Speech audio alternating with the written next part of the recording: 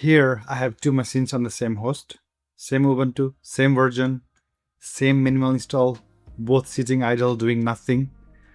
And this one here, the container is using 36 MB of RAM.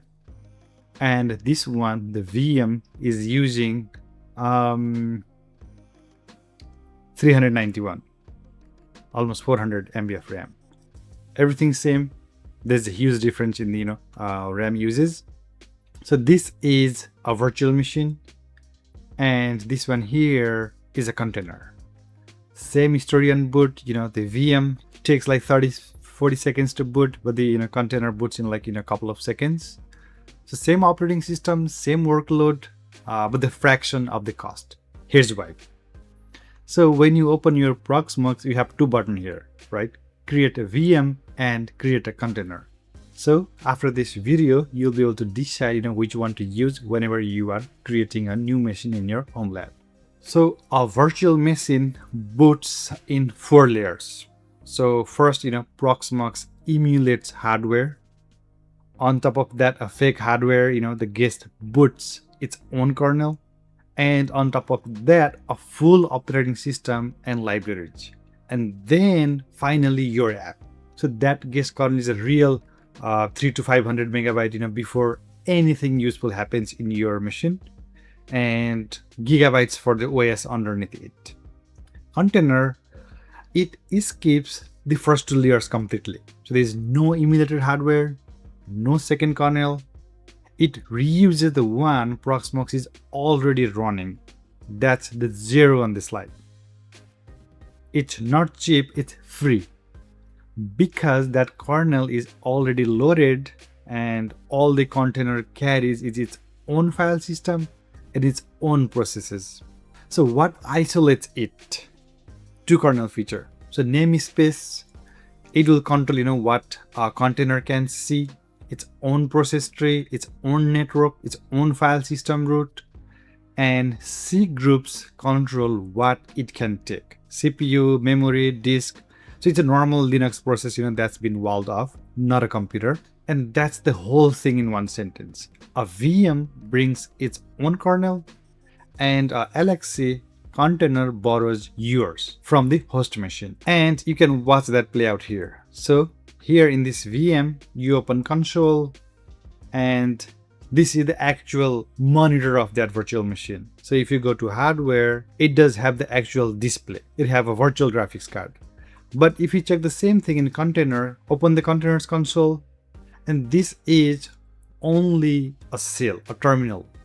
There's no graphics card because there is no hardware at all. It's sharing only resources from the host machine, but there is no section called hardware here, no dedicated graphics card. And the reason it cannot show you a display is the same reason it boots in 2 seconds.